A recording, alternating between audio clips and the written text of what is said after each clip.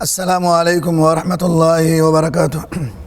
الحمد للہ رب العالمین والصلاة والسلام علی اشرف الانبیاء والمرسلین نبینا محمد وآلہ وصحبہ اجمعین۔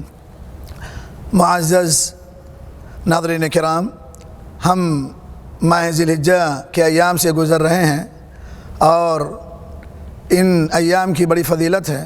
خاص طور پر عرفہ کے روزے کے تعلق سے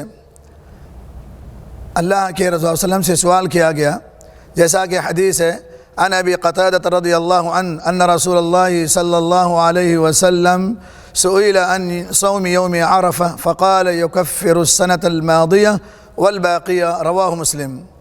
حضرت ابو قتادہ رضی اللہ تعالیٰ عنہ سے مروی ہیں کہ اللہ کے رسول اللہ صلی اللہ علیہ وسلم سے عرفہ کے روزے کے تعلق سے سوال کیا گیا تو آپ صلی اللہ علیہ وسلم فرمایا کہ ایک سال اگلے اور ایک سال پچھلے گناہ کا اللہ رب العالمین کفارہ بنا دیتا ہے، یعنی ایک عرفہ کے روزے کا رکھنا انسان کے لیے 2 سال کے گناہوں کا اللہ رب العالمین کفارہ بنا دیتا ہے۔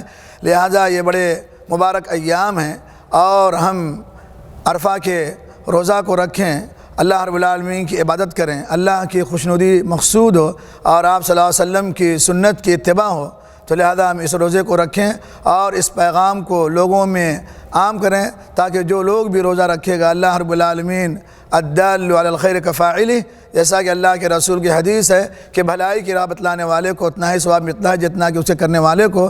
لہذا ہم ان خیر کے کام میں ایک دوسرے کے معاون ہوں اور اللہ رب العالمین کے یہاں اجر کے مستحق ہوں۔ اللہ رب العالمین ہمارے اس اعمال کو قبول فرمائے۔ وجزاکم اللہ خیر و احسن الیکم۔ السلام علیکم ورحمۃ اللہ وبرکاتہ۔